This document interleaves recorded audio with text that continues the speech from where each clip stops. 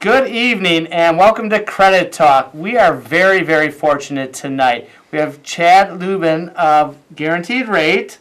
Thank you so much for being our guest tonight. Thanks for having me, Todd. And everybody, this is a live call-in show, and our number is 312-738-1060. So Chad is one of the top lending mortgage brokers in the city, which I feel very honored to have you. So if tonight we're going to talk about mortgages, interest rates, what you need to get a mortgage, how to do it. There's just so many people out there, say first-time home buyers, that just don't know exactly what to do. And the thing is, don't be afraid to ask. If you have questions, give us a call right now. So we're going to get the ball rolling. So I put this out on our website, and we received several email questions regarding mortgages. And Chad, first of all, why don't you tell us a little bit about yourself and the mortgage industry and how long you've been doing this and all that? Okay, yeah, I've been in the mortgage lending industry for 14 years. My wife Kristen and I live in West Lakeview. We've been residents of Chicago for 14 years. Just enjoyed being in the city and enjoyed giving everyone the opportunity to be homeowners like we wanted when we first moved here. So I've been with my current company, Guaranteed Rate, for 3 years. Prior to that, I was at Wells Fargo, and prior to that, I had ownership interest in my own mortgage brokerage. Excellent. So you sound very well qualified to answer these questions today that were emailed to us. And again, if you have any questions, our viewing audience, please call us at the 312-738-1060. The lines do fill up fast, so please call now so we can get you on. So, Chad, let's start out one of the questions. Jim from Naperville writes in asking, what different types of mortgages are available to the consumers out there? That's a great question, Jim. So almost all banks and mortgage lenders are working off 3 different types of programs. And those 3 programs are government loans, conforming conventional loans, and jumbo loans.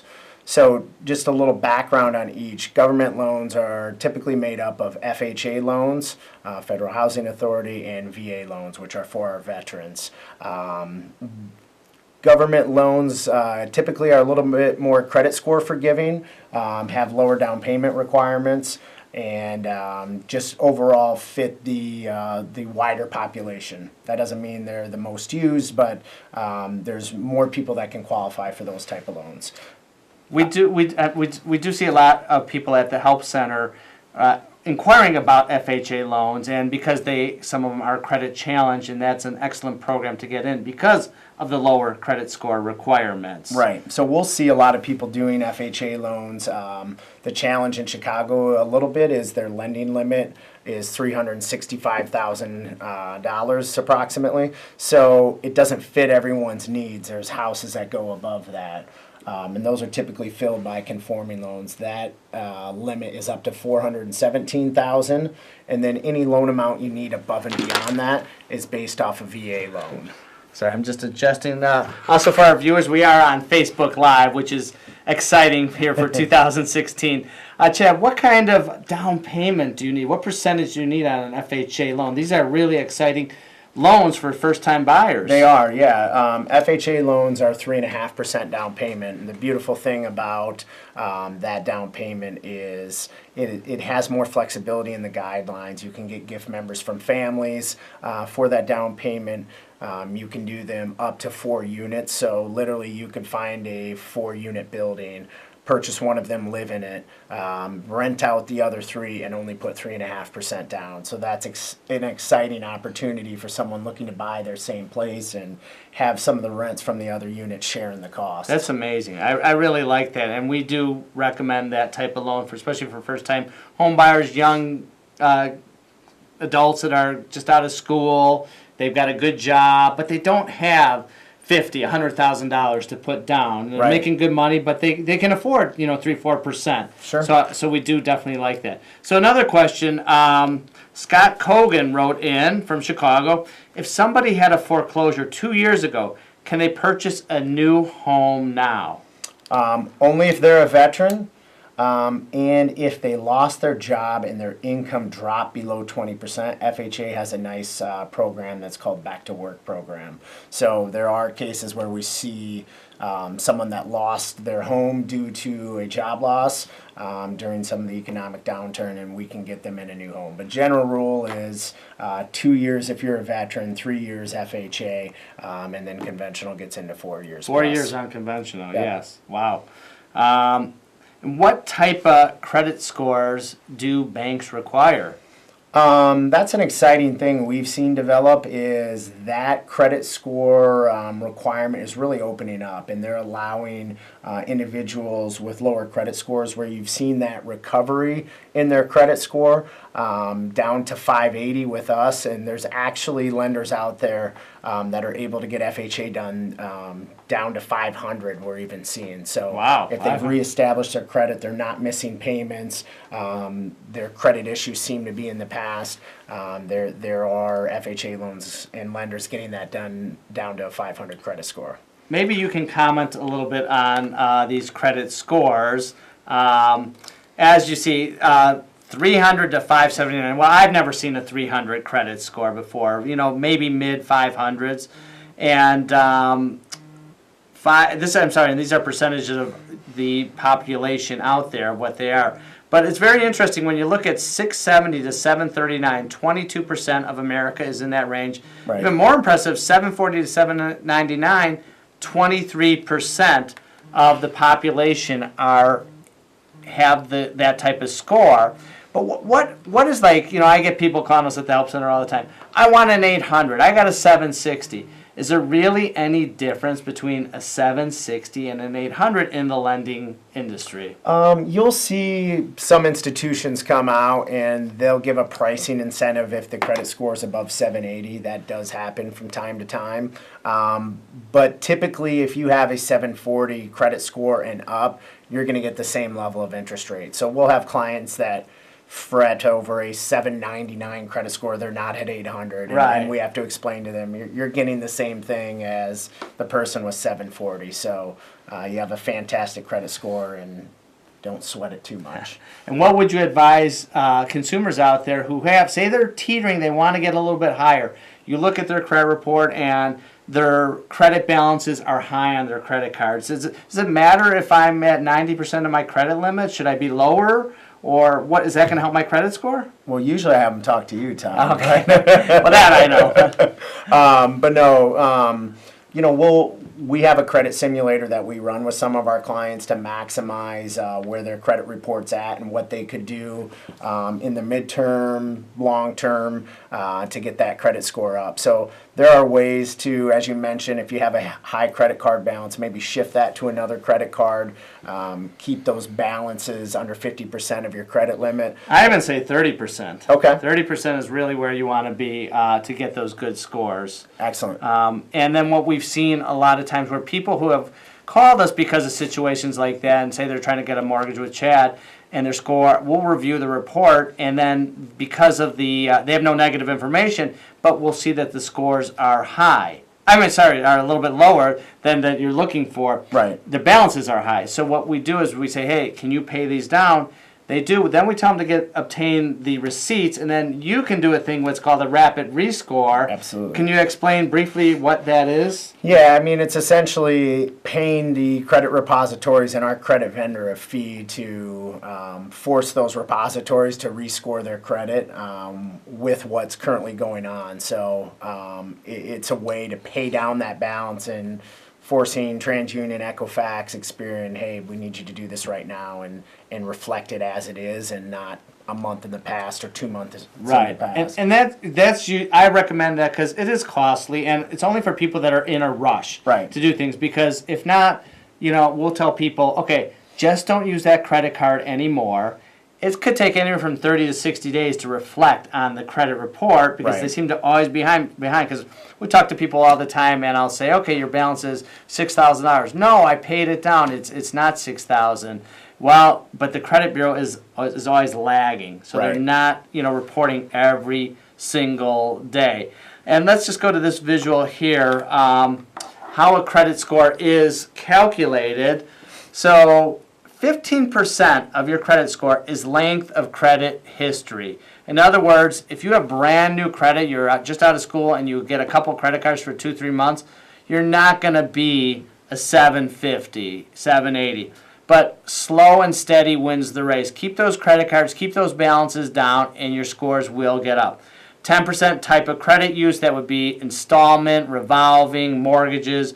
New credit is 10% as well. But the biggest thing is, if you look at this chart, payment history, 35% of your credit score is based on your history. So in other words, make sure you make your payments on time, because if you are late, he's not going to like it, because he's going to want to do a mortgage for you, and he's going to say, oh my gosh, you've been late 6 times in the last year, and your score has just dropped tremendously because of that. So make sure you make your payments on time. And Chad, what I always recommend to people is that a lot of these credit cards will have where you can basically, as long as you're tied in with your checking account and there's money in the account, you set it up to a default setting that for some reason, if you miss that payment, it will draw the minimum amount of your balance. So if it's, you always see these minimums, $25 or whatever it may be. It will draw that minimum out, and the beauty is you're not going to be late. Right. I always say, I hate to say it like this, but God forbid, what if you end up in the hospital or something like that, you forget to make the payment, which happens, it will draw that minimum payment and you will not be late. Another thing is amount owed is 30% of the credit limit, so anything over it will definitely hurt your score. All right, Chad, we're going to go to the phone lines here. We have our first call. Hello, caller.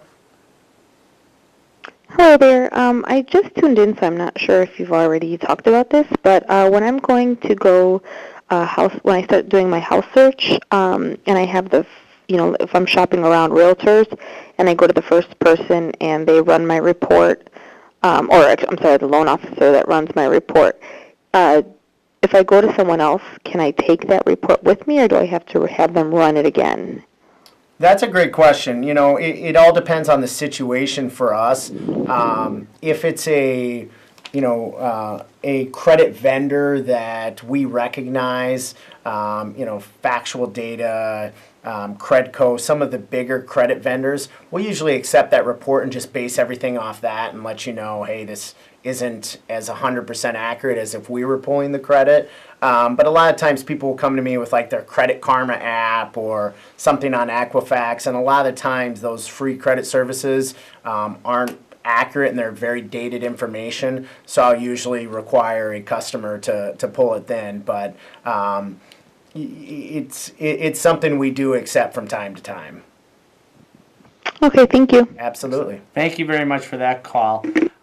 Yes, that's something that we see a lot. People will say, oh, I saw my score on Credit Karma or one of these freebies is always going to be higher than the one that you pull. And we explain to the consumers that there's so many different scoring models out there. So you go for a car, and I get people, oh, I'm an 850. I go, yeah, but your mortgage score is not going to be 850. Exactly. Cars are very high. Their scores are real high. I still, to this day... Do you have any online... we always suggest, hey, if you don't want to let us pull us, myfico.com is one that I've seen accurate. That's an annual credit report. There's free ones you can get. But a lot of these banks now, if you do have a credit card, they offer the scores. Like I have a Bank of America card, they offer the score. And I even see there's commercials now for Discover where you don't even have to have an account with them, and you can get a score, which is really, really wild. I'm meaning to do it and check it out. But, yeah, there's a lot of free ones out there. And it's always a good gauge, I say, because even with like Credit Karma or whatever, they'll give you the score. And if that score goes up or down, that means the mortgage broker's score is going to go up or down as well. And if you see a big drop, something's going on. So it's definitely, pretty good. Yeah, and one of the biggest tips I can give people, just like the caller that called in shopping around, don't ever think it's too early to come sit with a professional like myself. I usually recommend at least 3 months out before you plan to start shopping for homes. You should probably sit down with someone, see what your affordability is, and see what you could qualify on a mortgage. That gives you time to go talk to someone like Todd if you have some credit challenges and just need some things that need to be worked out. Yep. Let's go to our next caller. Hello, caller. Hi. I have a question for you and your guest. I'm considering buying a home. I've been renting for a period of time, and I am wondering if you have to actually have a job and an income, or my parents passed away, and I inherited money. And Okay. do you have to show an annual income to get a mortgage on a house, or can just the money that you have in the bank suffice? That's an excellent question. There are actually asset-based loans, depending on the amount that you inherited, that we can use a calculation and determine an income for you based off the assets that you have. So it's very rare that people use that method to qualify. A lot of times we'll see a co-signer come in, someone that does have an income that's willing to support the application. But if that inheritance is large enough, and depending on your age, if you can show an income based off of these funds for at least 5 years, it's something that can be considered. I see. And what if I have just so credit, but the funds are there? Will that make a difference? Yeah, everything is credit score based, so that's certainly a factor in the approval. There's several things that go into a loan approval: assets, credit score, income, and down payment. So all those things factor into it, and a decision's determined off those factors. I see. Well, then, is that something that like a credit company could help me fix, or I'll let Todd take that question. If you have some derogatory information, there are companies out there that can help you. We've discussed, I always say look on the internet, look at Google reviews, or just give us a call at the help center, and we can put you in touch with somebody that can help you out. And the number is right behind me, the 773-862-4000. And again, a lot of our viewers who are watching the show now might not want to get on live and talk about their credit issues or whatever, but please leave us a voicemail right now, and we do get back to you. But yeah, Miss, if you'd like to call us, I'd be more than happy to point you in the right direction. Well, a lot of them are student loans, and does that, is there any way that can be corrected? Well, what's wrong with them? Do you just owe money, or were you late? Late, probably. Yeah, yes, they can be corrected, definitely, but everybody's file is individual, so we don't just say everybody with negative student loans or late on it can be fixed. We would like to look at it and then be able to point you in that right direction on how to attack that late payment. But it's definitely doable. Okay, well, thank you so much. I really enjoy your show. Thanks so much. Oh, thank you. Thank you. Thanks for calling. Yeah, that is interesting, where I've heard that too, where somebody will say, I've got $5 million in the bank, but their credit is and then they don't have a job either. Can they get mortgages? Yes, and I understand what you're saying. It also depends. Is it part what is this $5 million spitting out each year to them, as in, that is their income? Yeah, so there's a few, we call them mortgage investors, not to get too technical, but there's a few investors out there that would loan money to someone in that situation, and they just have a calculation where the loan's for X amount of years, and it would derive this income based off the $5 million. So as any situation, kind of as you said there, everyone's situation's a little bit individualized, and that's why it's great to before you go out and look, to speak with a professional like myself. That's what we always tell people that call the center. I want to buy a home. I'm looking at homes. I said, have you gone to a mortgage broker yet? Right. No. I'm like, you are wasting your time, because the problem is you want to be pre-qualified, and then you'll give them a letter basically saying that they are pre-qualified up to $300,000. Because, and I'm sure you've seen this before, somebody goes and looks at a $400,000 home, and they can only afford a $300,000 one. Right. The $400,000 is probably going to be a little bit nicer than the $300,000 one, and it's a little disappointing. Yeah. So we have a couple minutes. The phones are really lighting up here today. Let's go to our next call. Hello, caller. Hello? Hi, how are you? Yeah. I just got through with a bankruptcy. I got the papers in the mail at the end of October. I'm wondering why is it so hard for me to get a credit card? I went to Target and filled out one and they denied me. Well, certain, banks, Target, even though it's the store, they have actual banks doing the credit cards. Certain ones have different, criteria for after you file the bankruptcy. But what I would suggest to do, so first of all, you got out of this just in October? Yeah, Okay, was it a Chapter 13 or a 7?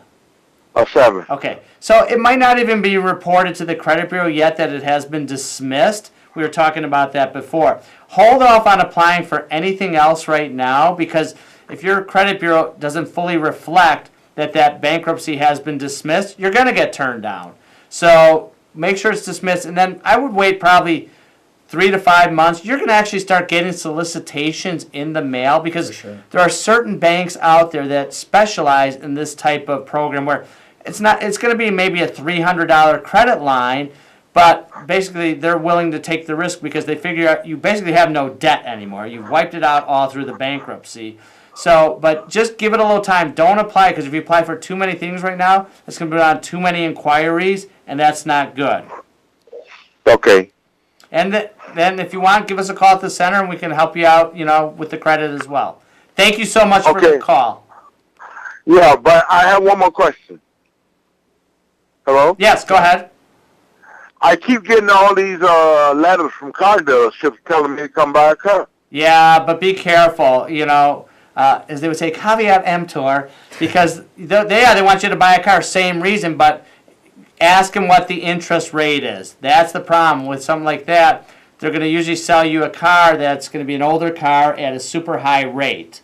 If you don't need a car right now, I would hold off on that, because the interest rate is not going to be good, unfortunately. Okay. Thank you so much. I think we have another caller on the phone. Hello, caller. Hi, I'm 14 years old, and I've been asking my mom for a debit card, but she's scared it's going to affect her credit. What do you think? Well, that's a first-time caller like that. That's awesome. Good for you for calling. Thank you for calling, first of all. And the thing is, they have banks, I know that I've talked to Chase Bank, they actually have some programs for young adults like yourself, teenagers, that they will give you a debit card that might be linked to your parents' account. Now, it's not going to hurt the parents' credit, but what we don't want you doing is going and buying a $1,000 iPad. So they might have limits on the credit limit. But what grade are you in now? I'm going into my first year of high school. Oh my gosh, That's excellent. that's great. What do you want to do when you grow up? I want to be a doctor. Oh, I'd that's say she's well on her way. that is so exciting. Thank you so much for the call. We have a couple minutes left, so thank you.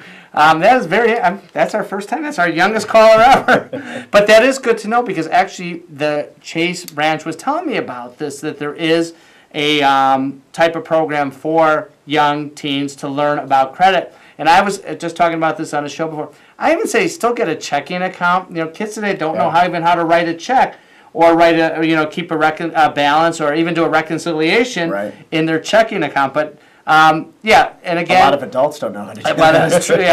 Yeah, they use going on the internet and seeing what your balance is doesn't mean what your true balance is. Right. So, but for young people out there as well, what I've always told, you go to when I was in college and everything, they used to always have these get a free T-shirt, or you go to the Bulls game or something. They're giving away T-shirts. Sign up for this credit card.